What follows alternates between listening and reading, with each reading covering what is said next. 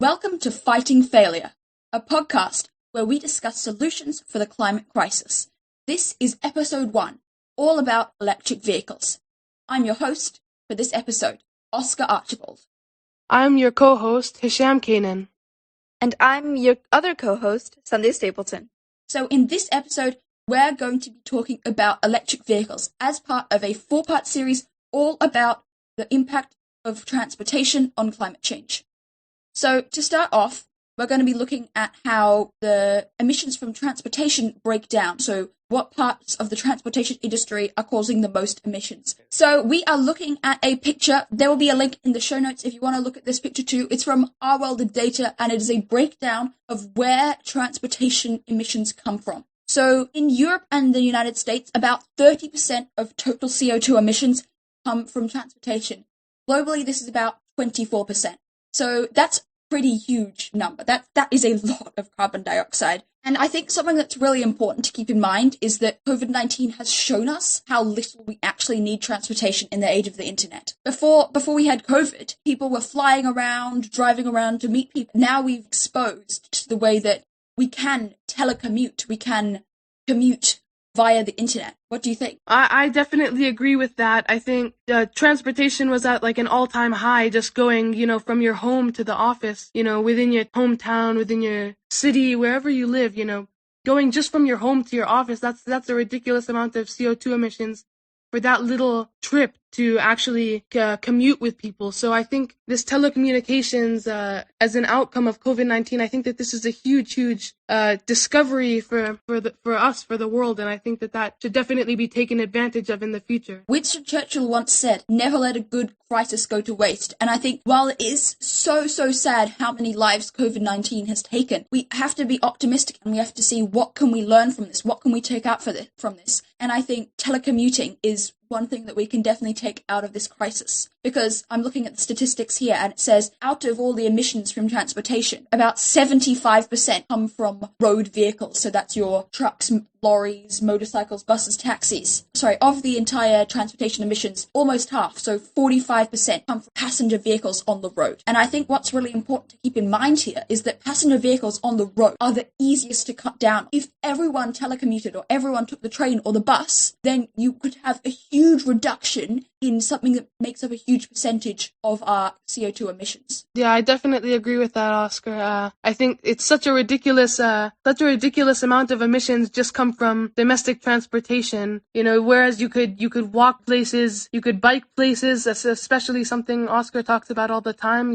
Living in Oxford, he can bike everywhere. Cycling city. And I think that's really important to take away telecommuting and also to try and find alternate forms of domestic transport, because I think it's inefficient to use a car just to drive from your home a couple of kilometers to your work, or from your home to your friend's home. Any of those small trips can be majorly cut down on. When I was living in Malawi, we had to drive 15-30 minutes each way every day to get to school. It kind of sucked. It really sucked to drive through these traffic jams every day. Not only is it bad for the environment, it's bad for your mental health, having to sit in a car through a traffic jam. I think the average commute in the US is about half an hour. It's a long time that's just wasted. And if there was comfortable, efficient, clean, cheap public transportation, that could really make life better for everyone in every way. So moving on from road emissions, I just want to quickly touch on what makes up some of the other parts of the emissions. So aviation makes up 12% of global emissions, which is smaller than I would have thought, but I guess just there's so many more cars than planes, right? That's true. Yeah, I think that it's definitely because, everyone who lives in a developed city who has the money is going to buy a car, right? Everyone wants a car because it makes it easier for them to get from place to place. And I think that's a huge problem. Planes just aren't as accessible. Yeah. Out of the emissions coming from planes, 40% is from domestic travel, which I think is kind of less necessary. Fly from Oxford to London is a bit excessive because it's only a 2-hour drive. Yeah. Because cars suck in terms of emissions, but I'll tell you what sucks more. Planes.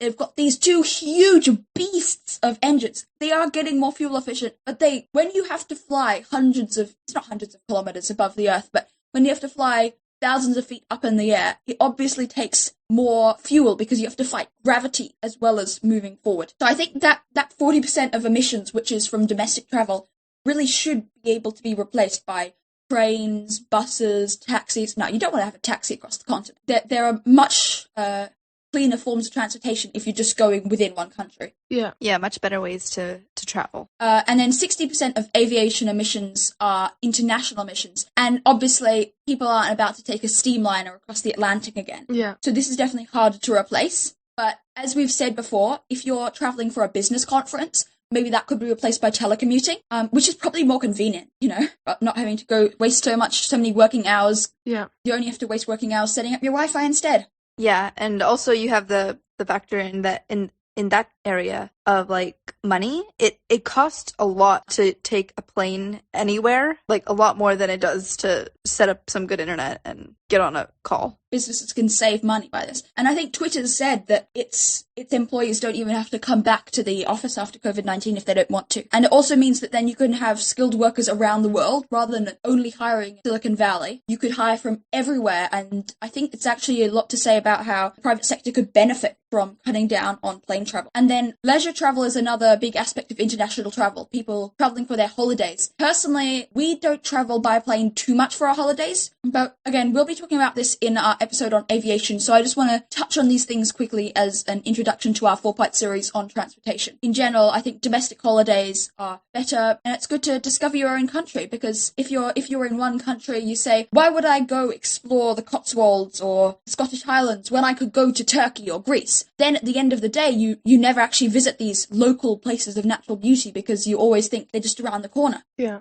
And then the last, I suppose, section of international travel by planes would be freight travel. And this is generally because people need their Amazon Prime order to come as soon as possible. But we do have to sort of reduce our demand for overnight shipping. Have to reduce our demand to reduce our emissions. Yeah. Precise. Almost done with these different bits of emissions. Shipping makes up 11% of emissions, but honestly, I'm not going to be too angry at the shipping industry because it's a lot of essential stuff, and ships are quite efficient gliding over the water. And we'll be touching that on our global supply chains podcast. And I was really actually quite disappointed to find that rail transport only generates 1% of transportation emissions. I want there to be more emissions from the rail industry. Yeah. Because we want to have big rail infrastructure projects, getting so many railways, because railways are so efficient at transporting goods across the country. Yeah. And they're kind of fun. I've been in a sleeper train. It is awesome. It's so fun. You're just like in this tiny little bed, and it's fun.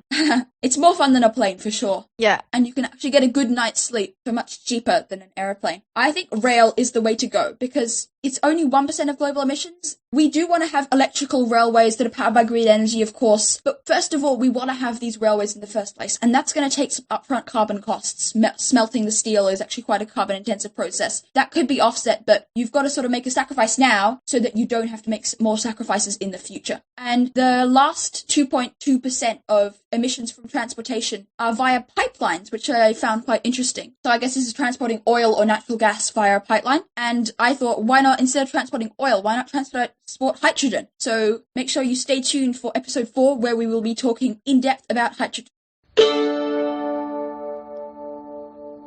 So a common conception with electric vehicles is that they are this perfect green technology. But in fact, there's quite a lot of issues with them. So that's what we're going to be touching on in this part of the podcast.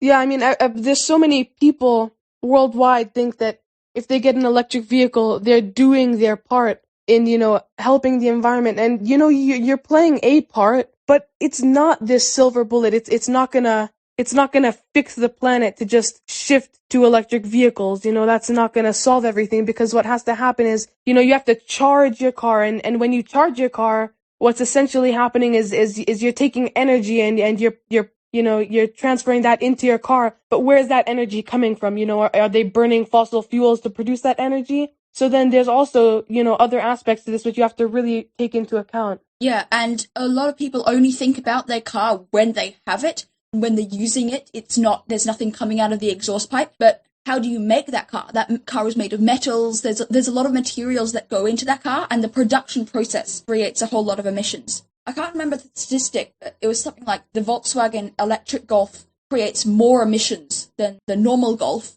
until you've driven like 10,000 miles or something. I can't remember the exact statistic, but it was something like that, because you still have to create this electric vehicle you have to create it before you can use it. A lot of people think like there's going to be something that is going to be easy to make, low cost. It's going to be like the solution to all of global problems. But I don't think that's ever going to come. So if you want to get an electric car and try to do your part with that, do that. But also do things on the side, recycle. Do you need a car at all? Going back to the production process of electric vehicles, one of the biggest costs and environmental costs in an electric vehicle is the battery. I think every electric car right now uses a lithium-ion battery, which is really not designed for cars. The lithium-ion battery was originally designed for very small phones, and expanding it up to this big size can create a whole host of problems, especially the sourcing of the rare metals that are needed for the electric vehicles back. Yeah, I mean, the lithium is sourced from China, the cobalt from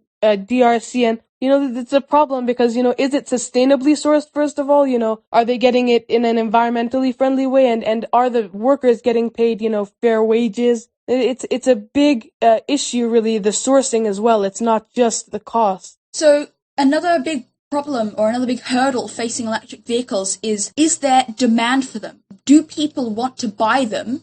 Is there an incentive to buy electric vehicles over internal combustion engines? Well, I think it depends on like the person. Like in places like the US, like if there's a charging station anywhere near you at all, you want to get an electric vehicle. Like that it's just something you need to do. Yeah, but I guess the problems are that there's not enough charging stations, especially in the United States. There's not enough range on these electric vehicles because people want to drive from Dallas to Houston, I don't know, somewhere in the United States, and the car can't go long enough on a single charge, and there's not enough chargers for them to make that journey. And also, that's a problem in the US, but that's a problem that can be solved in the US.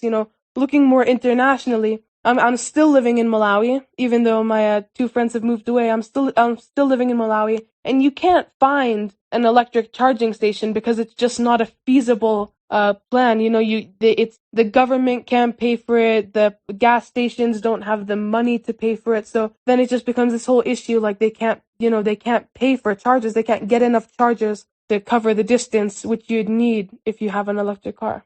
Yeah. And people are also pretty annoyed because if you have a petrol car, it's so easy to charge it. You just I don't know, I haven't done it for years, but you get the petrol and you just put it in the tank and it takes like 2 minutes and you're done. But with an electric vehicle, it takes half an hour or an hour to charge, and you're like, oh my god, how long do I have to wait for this thing to charge? It can be quite an inconvenience that people aren't really willing to take on. Yeah. As well as the price. Electric vehicles, especially Teslas, are pretty expensive compared to your run-of-the-mill combustion engine. So, as we can see, that there's really quite a few problems that are facing electric vehicles if they want to become mainstream. Got a lot of hurdles. They're too expensive, they take too long to charge, they don't have enough range, not enough charging infrastructure. We can see why we aren't seeing mass EV adoption right now, because people really aren't buying EVs. I've known a few people and I've asked them, oh, are you going to buy an electric vehicle? They're like, no, we've decided to buy a combustion car because, I don't know, it takes too long to charge, or the range is too long, or oh, we don't want to bother, or yeah. I think Renault has this crazy system about renting the battery, and people are like, oh, it's too complicated to rent the battery. These are lots of hurdles that need to be solved if we're going to see mainstream adoption. We need to show people that it's the best way. The problem is that combustion engines are beating us with capitalism. They're cheaper, they're more efficient. We need electric vehicles to beat combustion. They need to be the easier option, and governments need to step in to change that. But we'll save that for the section where we talk about solutions. For the moment, we're just dwelling on problems.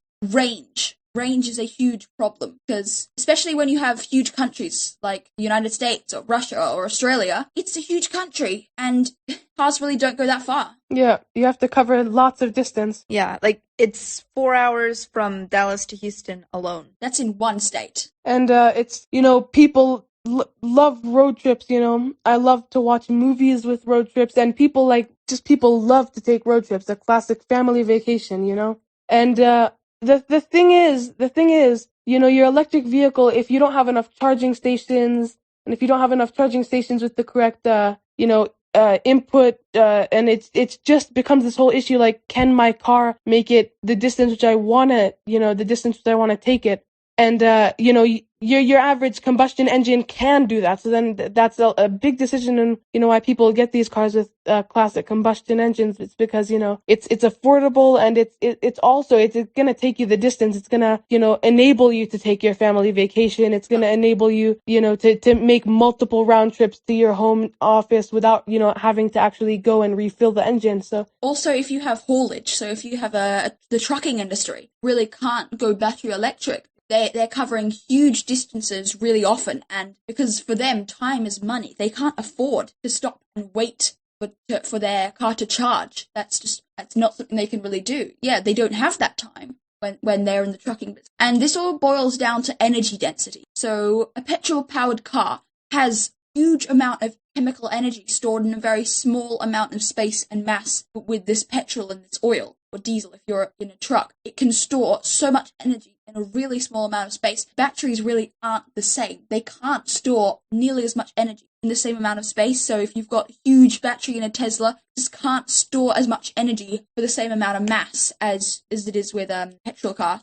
And this is just down to the way it works. Electricity isn't really a store of energy. It's a transfer energy electrically. But electricity always has to be flowing through a circuit. You can't just stop electricity and keep it somewhere. Which is why really a battery is, I guess, a method to take electricity as an input, turn it into an energy store, and then be able to create electricity on demand from that energy store. And that isn't as efficient as just holding pure chemical energy in the form of a fossil fuel. So that really can be quite a big problem, is this energy density, and batteries are really heavy. And the last major hurdle with electric vehicles is about charging. When you plug in your car, there's loads of different adapters. You've got your Tesla superchargers, your CCS chargers, your CHAdeMO chargers, and it can actually be really complicated. If you've got a Tesla car, then you have the Tesla outlet into the Tesla station. If you've got a Volkswagen car, you've got the CCS outlet into a dual CCS CHAdeMO station. If you've got this huge amount of complexity,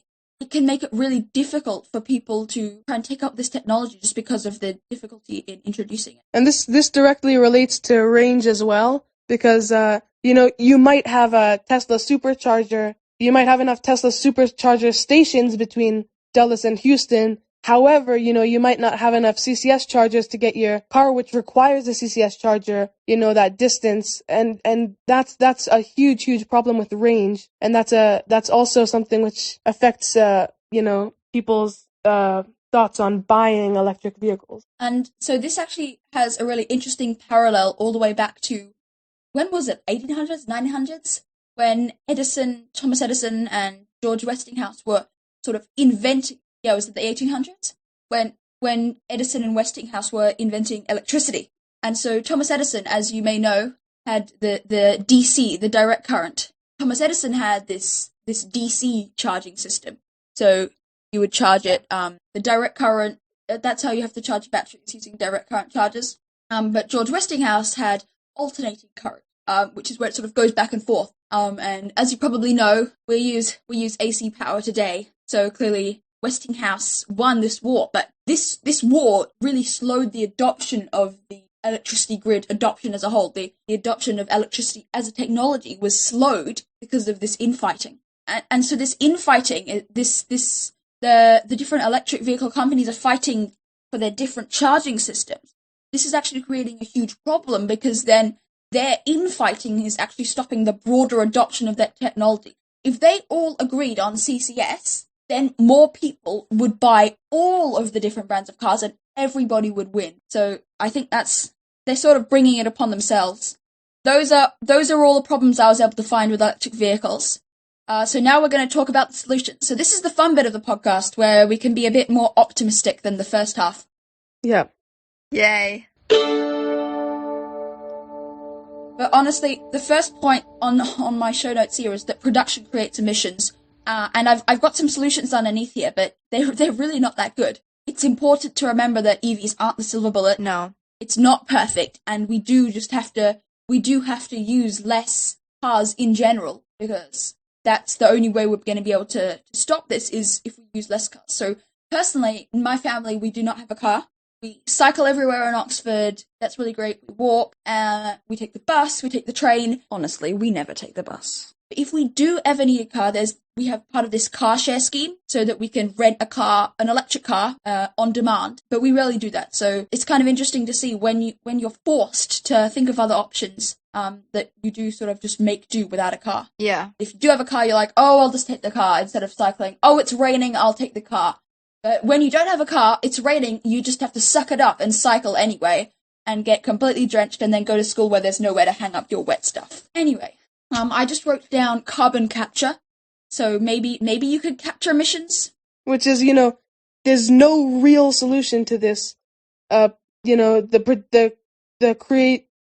creation of emissions, there's no real solution, but carbon capture is, a temporary solution, though it's still far, far better to just entirely shift away from the use of cars to reduce the production rates. Yeah. I mean, I'm sure there are ways to reduce emissions through carbon capture and all that sort of stuff, but the best way to reduce emissions is not to create the product in the first place. Stop using cars. Yeah, definitely. Yeah. And the government needs to enable this. They need to create bike paths, create bike-friendly cities. Yeah. That's really important, is that you have these government initiatives to make not having a car easier. There just has to be some initiative. And so another problem we talked about was that the electricity for charging creates emissions. And this problem is much easier to solve. We know how to solve this. We have the technology to make carbon-free charging for electric vehicles. Yeah, we do. Yeah, we do. I guess in general, we just need to transition to a greener grid. And there's quite a few things that go into that in terms of storage. We have the technology to transition to a green grid, and it is happening. There are quite a few countries that have zero-emission grids.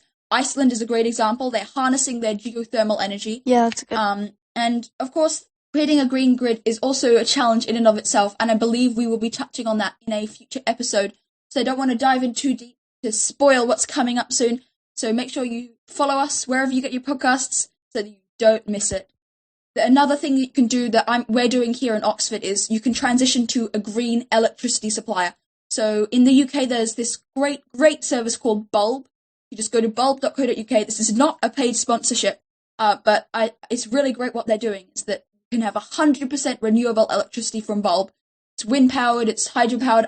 Not sure exactly where it comes from, but it is definitely coming from renewable sources. I'm also not sure how they managed to make only their electricity come to us. I assume that it's just the green electricity is going to someone and we're sort of assuming that's ours. But anyway, and it's also 25% renewable biogas. I believe it comes from like methane coming off big piles of poop or something.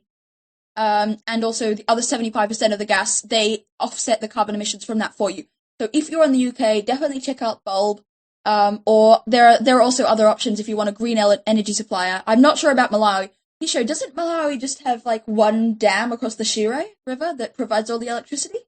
Yeah, so we have a big dam across the Shire River, and that provides the majority of electricity, which is distributed in Malawi, and that's incredible for a developing nation to have that. But it's also because of the cost of it's not just because they're more advanced in that sense. It's also because, to create one dam, it's more affordable than to continually be buying fossil fuels. So that's definitely something that, should be taken into account by developing nations. It's also important to take into account that less than 10% of Malawians have electricity. So it's not exactly a huge grid load.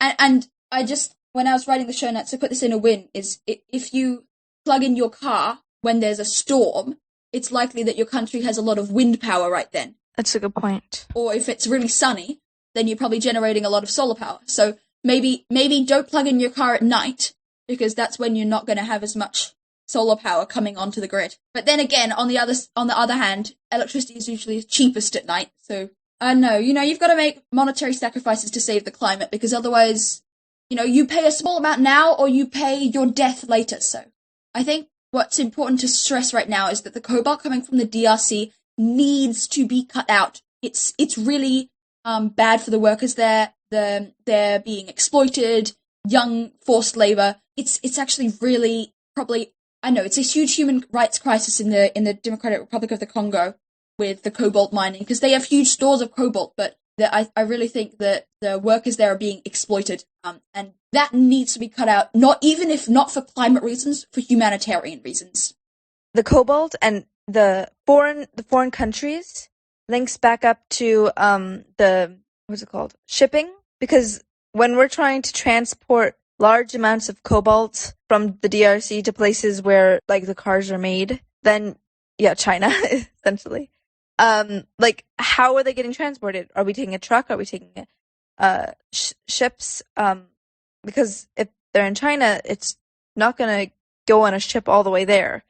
It's gonna get like the cobalt. I'm personifying the cobalt right here.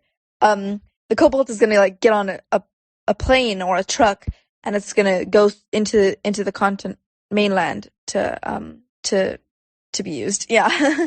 This is an area where we really need to do more R&D, trying to find alternative battery technologies that work and that use more sustainable materials. In terms of electric grids, there is this technology being developed, liquid metal batteries, but those won't work for cars. They're really heavy. Yeah. But they will work for grid storage, what we'll talk about in a later episode. So I guess at the end of the day, this is a good example of where there is no silver bullet yet, and you just need to cut down on our use of electric cars because of some of these problems, and just lithium-ion batteries in general.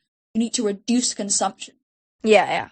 And there's lots of debates. There's lots of debates about whether or not, is it worth, maybe it's a better option to, to have an electric vehicle because it's benefiting the environment in a sense, right? And regardless of the fact that the materials aren't sustainable and that there's emissions being created in the manufacturing process. So it's a huge debate about whether or not that is a sustainable, form of change. I think electric vehicles are definitely more sustainable than combustion cars, but it's important to remember that there is still a climate impact when you get an electric vehicle. And the best electric vehicle is no electric vehicle. Yeah. The best transportation we can have is no transportation at all. Like if we stayed at home or walked everywhere, that honestly is the best. Biking too. Public transportation. Yeah. I mean, what really annoys me is here in Oxford, you've got these small British streets lined with cars. And yeah, they're lined with cars. All these cars, this entire street is packed with probably 100 cars that are all parked. None of them are out. So I think these people are barely ever using their cars. And this is why car sharing is such a promising idea. And is if you have, say, 5 cars for the whole street to share, then maybe there'll always be only 1 car free at a time, rather than 100 cars free, just so everyone can have their own car. And this is a huge example of a win-win-win-win-win, because everybody pays less and gets more. Maybe everyone could share a Lamborghini. There could be 5 Lamborghinis for the whole street. Yeah, one thing, if you have 100 cars that are not being used, think about like the manufacturing emissions and that kind of thing. That all of those emissions going into the environment, but you're not even using the product. So earlier we talked about the demand for electric vehicles over combustion products, but I have now some good news. So we said that EVs were too expensive, but I am glad to say that prices are continuing to drop, and it is only a matter of time before they are sustainable. Yeah. And we have to make those sacrifices. Like, the companies need to make those sacrifices, lower your prices so that the environment can benefit from it. Yeah, and it's also on the consumer end, is that the consumers have to be willing to shell up an extra $1,000 so that their kids don't have to pay tens of thousands of dollars to fix your mess. I don't know, for a trip to Mars to save. Think about that when you cheap out on a unsustainable technology next time. Yeah. Think about your kids and their grandkids. Yeah. How they will be suffering as a result of your actions. Think about it. Dwell on it. And then realize that electric vehicles or no vehicles are the truth. We need electric vehicles to be cheaper, but they are cheaper. They are getting cheaper, and this is great news. Let me just do a quick Google search. I want to see what's the cheapest electric vehicle right now. Oh yeah, some really good news is that in the United Kingdom, the government has said that by 2035, there will be a complete ban on the sale of any internal combustion cars. That includes hybrid cars. But that is so awesome. So let me just see. What are some of the cheapest ones? Here we go. Smart cars, they're like these tiny little things. This smart EV comes in at only, this one comes in at only £20,000. I think that's cheap. I have no idea. That's quite impressive. I mean, there's so many people who want to get like a Land Rover or, a Ferrari, and that's costing you, hundreds of thousands of dollars. Is it worth it to get, your car with a combustion engine when you can be getting an EV for $20,000? It's only 70-mile range. Yeah. You also have to think about having variety for larger families, because like this car would be like what, 2 people, 4 people maybe. I have 2 people. Yeah, I have like 6 people in my family. We would never fit, and that would never work for us. Right now we're taking Ubers around the city. Yeah, because we don't have a car yet. Yeah. But Ubers are good because this Uber driver has one car, but they're almost always using it. So that's an example of a sort of more efficient. And it's kind of carpooling too. Yeah. Okay, this is good. This Skoda Citigo E comes in and also starting at £20,000, but it looks like it has 5 seats. So that could fit my family. And it has more than double the mile at 160. Before we said that it was a big inconvenience because it took too long to charge but I actually have some good news for you. Batteries work in an interesting way. Because of physics, batteries charge much faster when they're empty. So compared to a combustion car, it takes the same amount of time to fill it up to 50% than it does from 50 to 100 because you're literally pouring this liquid. But in in an electric vehicle, charging from 0 to 50% is so much quicker than charging from 50 to 100.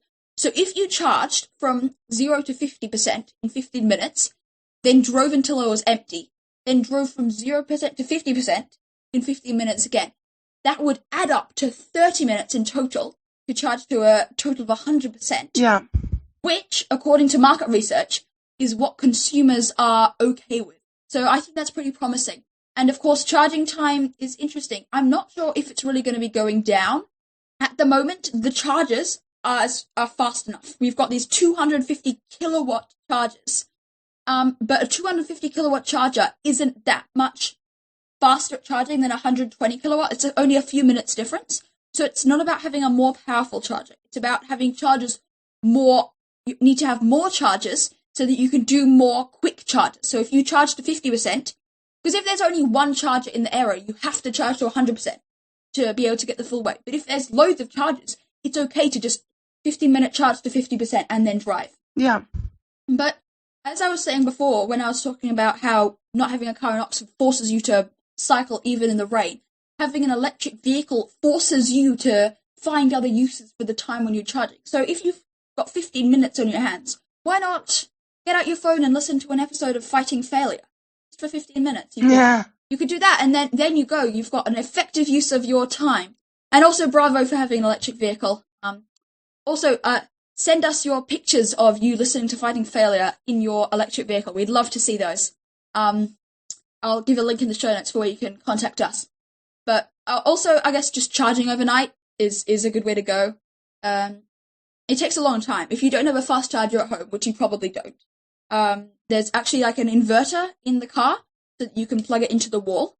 But that takes about 10 hours to charge. So, I was also thinking that you only really need to have a huge full charge if you're on a really long journey. And I was also thinking that if you're on a long journey, your time really doesn't matter as much. Because, I know, in Australia, where I'm from, we used to drive from Melbourne, which is where my family all live, and to Canberra, which is where we were living. And that's a full day's worth of driving. You've basically written off this entire day to just drive. I guess that means that that your time really, this half an hour spent charging, just isn't worth as much as if it's in a full working day.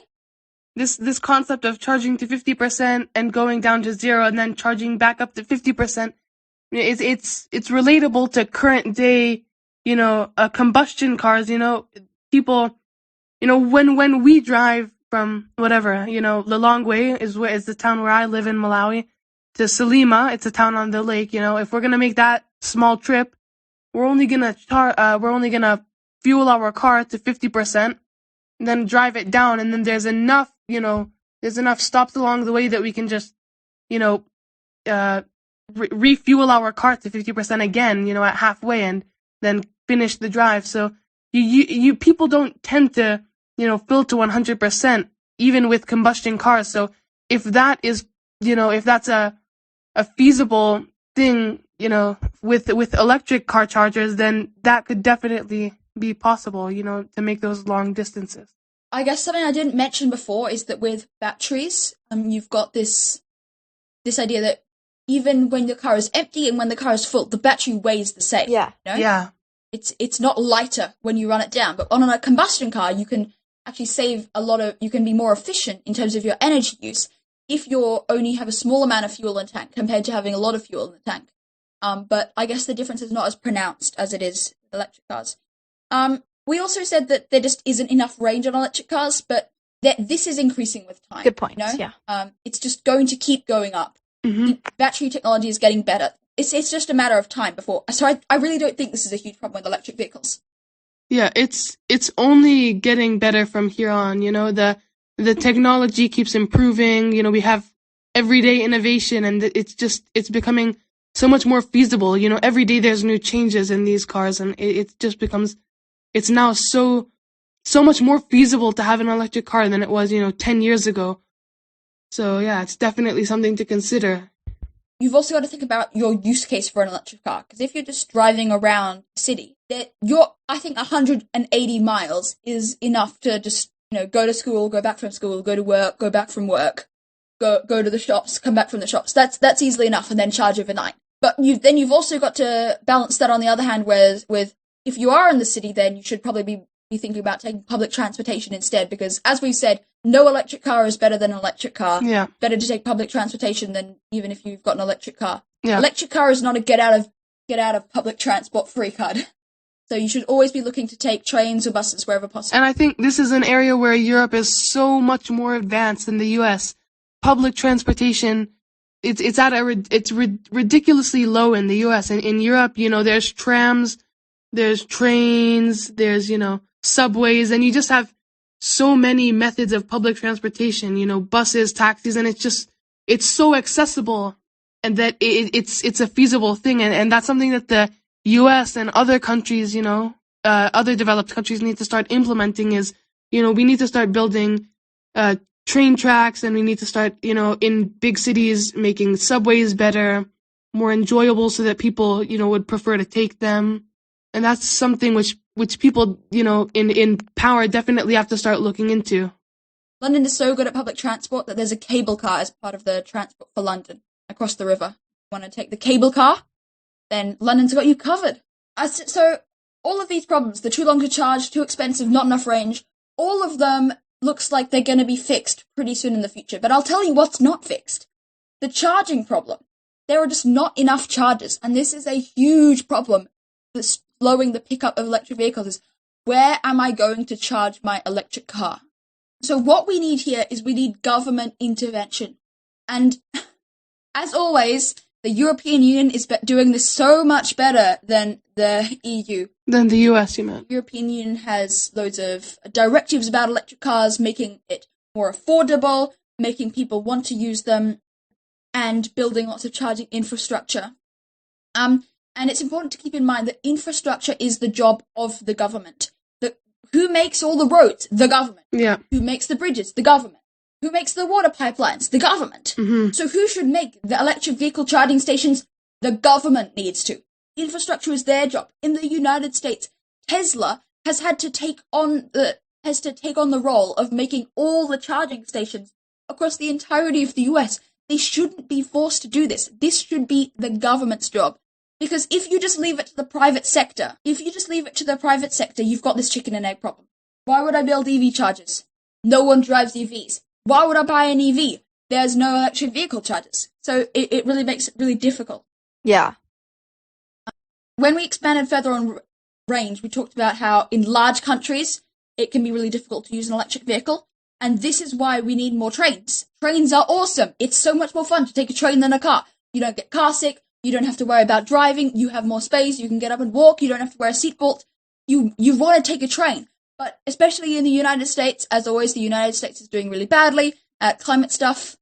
There's no trains. Amtrak is pretty sparse. It's really delayed. There's not much of it. Whereas in the EU, you can take a train just about anywhere. However, one thing we could do here is hydrogen cars, but we will touch on that later in our hydrogen episode. And the last thing that, of course, large countries need is charging infrastructure. People need to be able to charge on their road trips. Okay, I'm looking at my show notes here, and I've written road trips. And as my solution for road trips, I've got, why would you go on a road trip? Why? Hydrogen and trains. I'm back. Okay. Malawian internet got me for a second, but I'm back now.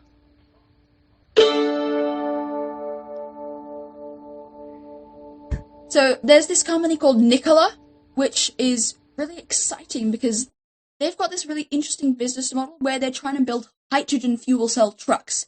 And I really liked what they were promising here, which is that you start with the trucking industry, because obviously compared to hydrogen, electric vehicles have it easy in terms of their charging infrastructure. You've got the electric grid, which is already set up, and all you need is just to connect the electric grid to your electric cars. But with hydrogen, there's really just not a great distribution network for hydrogen. But Nikola wants to change this, and I think it's really good the way they're trying to attack this is by starting with the trucking industry, because trucks follow very specific routes. There might be one truck which just goes Las Vegas to California, Las Vegas to California, Las Vegas to California, back and forth along one big highway. So if you just make a few hydrogen points along that one highway, then it's really easy for these and the business model they were looking at is that because hydrogen is much better at long haul, is that you have hydrogen trucks going from the manufacturing site to the distribution site. So maybe, say you have a Rubik's Cube manufacturing company based in New York.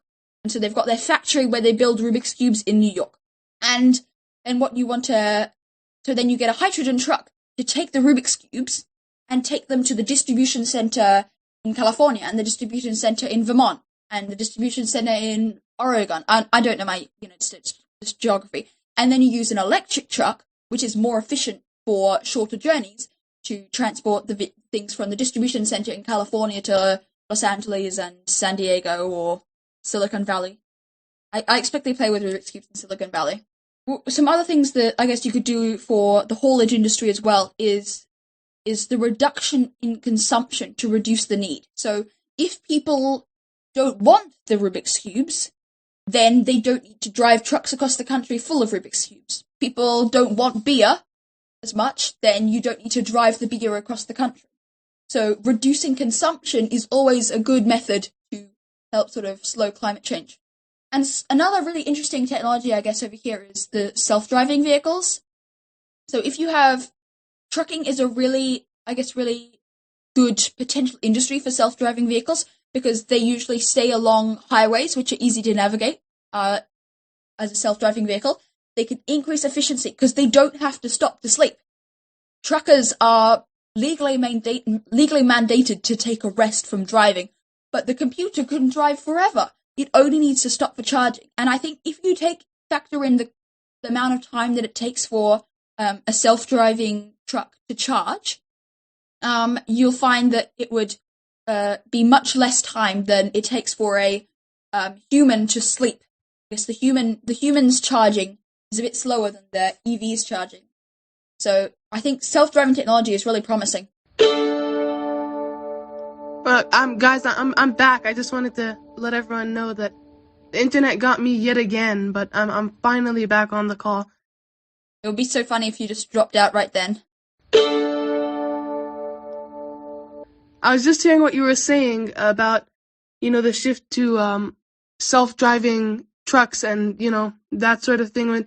The problem is you have to take into account people's livelihoods, right, Oscar? There's so many people who rely on trucking as their source of income because they didn't have sufficient schooling, they didn't have the money to go to university, so they turned to trucking as a source of income to provide food for themselves and their families. And that's that's everywhere in the world. In Malawi there's truckers, in the UK there's truckers, in the US there's truckers. And imagine, you bring this technology and it starts replacing all of those people's jobs. and then that's going to be devastating for the, people working in that business. It's going to be really, really bad. I understand that, but and you've sort of hit me on a point there where I'm like, oh yeah, what about all those people and livelihoods? But it's also about capitalism. People lose their jobs because of automation a lot. I mean, in the olden days, before we had computers, there were people who were literally called computers, and their job was to do maths. So these people would just sit in a room and do calculations, and that's what they did for a living. Obviously, that doesn't stem out of the same problem of not having enough schooling. But then think about how much better if people said, actually, we don't want to make a digital computer, because what about all these people who do maths, who do sums for a living? What about their livelihoods? And I think it would be fair to say that we're quite a lot better off now when we have these digital computers, and it's actually creating a lot more jobs. So of course people are going to lose their livelihoods, but that's not just about tyrannical environmentalists saying we want to ruin everyone's jobs. It's about how this would probably happen naturally with the private sector anyway, is that because the companies that own these trucks and that manage these trucking companies, it's so much more efficient in terms of their monetary inputs and outputs for them. They can save money by having self-driving, and I guess maybe it's a positive side effect that it's better for the environment. But I think it's kind of inevitable that these more efficient technologies would take the lead. It's not like a lot of other environmental things where we have to make monetary sacrifices. This is a great example of where we get monetary benefits from having environmental benefits as well.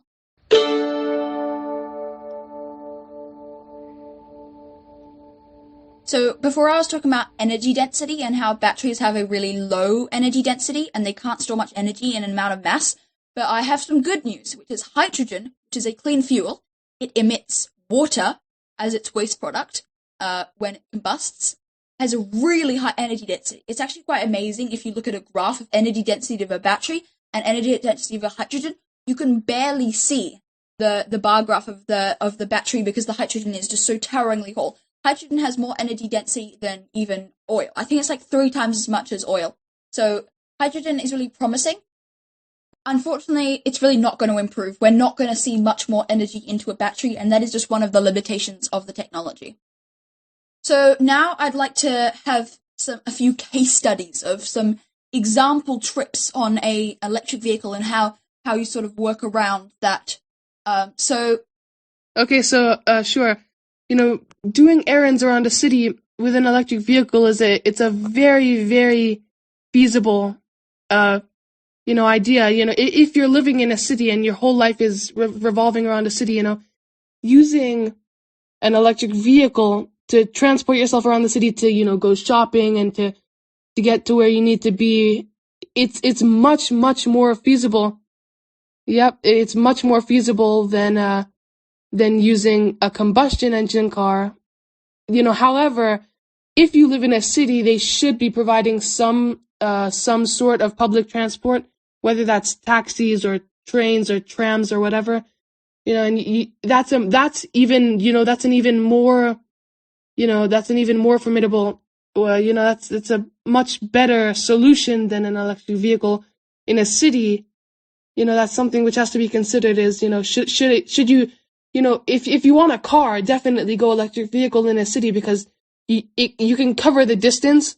You can charge to 100 at night, and you can cover the distance you need for multiple days if all you're doing is living in a city. But then still, if you have access to that public transportation, it's a much, much more formidable solution. I mean, I'll give you another example of how we could use an electric car. So back in Australia, my grandparents have a farm, and they drive to the farm every weekend. So I was thinking, would it be feasible to sort of use an electric vehicle for this? And I was thinking, so how about they charge to 100% overnight at their house, and they get in the car, and I think they'd probably be able to get to the farm on one charge. They drive to their farm, and then they plug it in at the farm. They go herd the cattle at the farm over the weekend, and then by the time they're ready to go back home, it will be charged again, and then they can drive back home. So even for these sort of the longer journeys that you might do in a big country like Australia, you can still, it's really feasible to use an electric car. The thing is, you have to consider like people getting charging stations at their own home. It's you can really just plug it into the wall. It's really inexpensive to have a charging station at your home. Not a fast charge, it's sort of like the slow 10-hour chargers, so really cheap.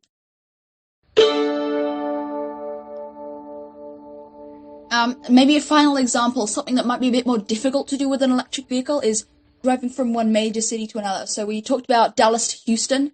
How many miles would that be, do you think? Okay, so it says driving distance from Dallas, Texas to Houston, Texas is 239 miles. So most of your cheaper electric... It's probably something that can't really be achieved in most electric vehicles. I think only a Tesla could probably do that in one charge. But pretty much anything else really can't. So you would really need to charge in the middle. But especially in Texas, which is kind of really bad at climate stuff, I doubt they have many fast chargers. But if you did have a fast charger, it's really not that hard if you're going to spend 45 minutes charging to 100 in the middle of your journey between Dallas and Houston. So I think basically what I'm trying to say with these examples is that electric cars are feasible in 90% of your situations, and they're more feasible than you think. So moving on, the last major hurdle that we faced with electric vehicles was all about this charging technology. So Tesla superchargers, they're a bit like Apple in that they don't want to be compatible with anything else. Apple's got their lightning chargers, and you can't use a lightning charger on a Samsung. But I've got an Android and it has a USB-C charger, and USB-C chargers work with just about every Android phone. If you have the same technology, you can save so much energy because, say I've got this one USB-C charger, I could use it for every phone and my laptop and my monitor with just this one cable. And that's really good in terms of environmental, and that also applies to electric vehicles. Going back to my topic about how Europe is better than America. Yeah. So we were talking about how there's all these different types of charging ports, but in Europe, it's the law that if you have a fast charging station, it must have a CCS charger.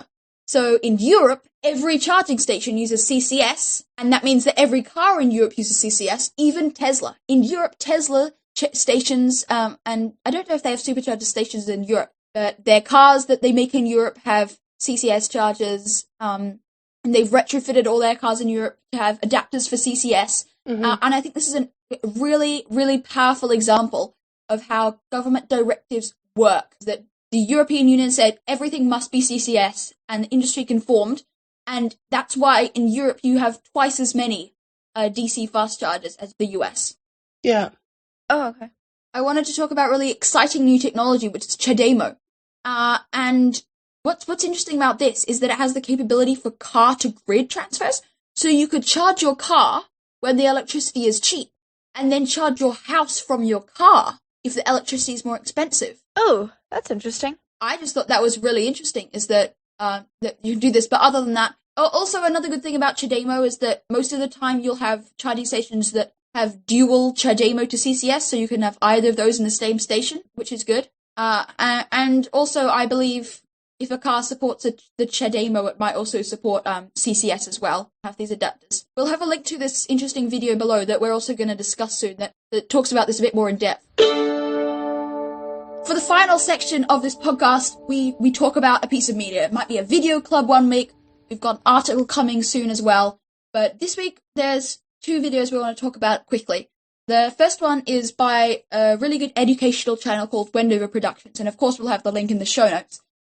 The video starts off by, highlighting how EVs are a disruptive technology. They do, the creating them and the charging, it's not all there, it's not, like, as we mentioned, it's not a silver bullet, it's not gonna fix everything.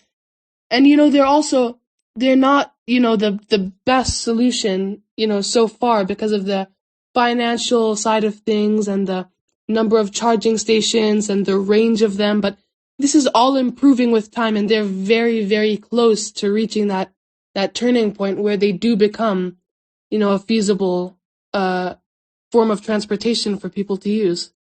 Also, what I thought was really interesting is that there were quite a few statistics here, and it was really interesting to see that in most cases, we're actually really close with EVs in terms of what the market wants. Yeah. Yeah. So we really don't want to spend too much time on this. because we actually touched on this quite a lot.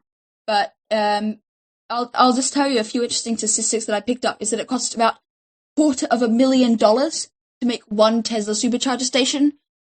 This is why we need more government intervention to make these charging stations. Because if Tesla wanted to make their supercharger stations as accessible as petrol stations, they would need to spend $7.8 billion, and there would be a station for every 23 Teslas. They would need one station. This is impossible.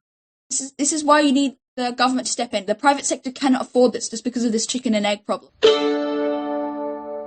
Whoops, I just burped. Oscar, you can cut out this part too. I just wanted to say, if when you're creating this video, can you mute me out there because I burped? Yes, of course, Hisho. I will mute you if you're not speaking. Thanks, Os. Okay, cool. The last thing I wanted to just quickly touch on is that it emphasized that the European Union has coordinated government plans, which the US doesn't. These coordinated government plans are what make EVs an accessible technology. Yeah, that makes sense, yeah. The other video I wanted to talk about was a video was actually released just yesterday by Our Changing Climate, which is another climate-based channel on YouTube. Of course, a link in the show notes. I actually didn't know much of this before I watched the video, so I was really interested to see that electric cars used to be the most common type of car back in the 1900s. And they did a race. Yep, very early 1900s, there was a race, and, it proved that the electric vehicles were more formidable than the basic combustion engine vehicles. You make them sound scary. It was really interesting. I just thought it was so cool when it showed a picture of the electric vehicle charger in the 1900s, and I just thought, it's exactly like a Tesla supercharger, except 100 years old. It was such a perfect picture. I really loved that. And it was just really disappointing, I guess, to see that not only were electric vehicles taken back because of a huge scandal, at the electric vehicle company, but it was also just really disappointing about, this gender, how cars were gendered. Gender stereotyping. The gas car is greasy and masculine, and I was sort of wondering, is it possible that it could have gone the other way and electric vehicles could have been the huge thing? By far the most disappointing part was to see the huge corruption at General Motors. I was just really sad about how General Motors were marketing their EV, it's so cool, and then they're like secretly lobbying the government. It was really horrible to see all that corruption. It just made me sad. Yeah. Anything else you guys want to add about that video before we finish and wrap up? So, as always, there will be links to everything mentioned in the show notes. Make sure to follow us wherever you get your podcasts so you never miss an episode. We also have a YouTube channel. We've got some cool little short videos on there as well. So make sure to check us out, and we will see you in the next episode all about air travel. We also have some cool special episodes coming up soon. I don't want to spoil it for you though, but we'll see you next time on Fighting Failure, a podcast all about solutions for the climate crisis.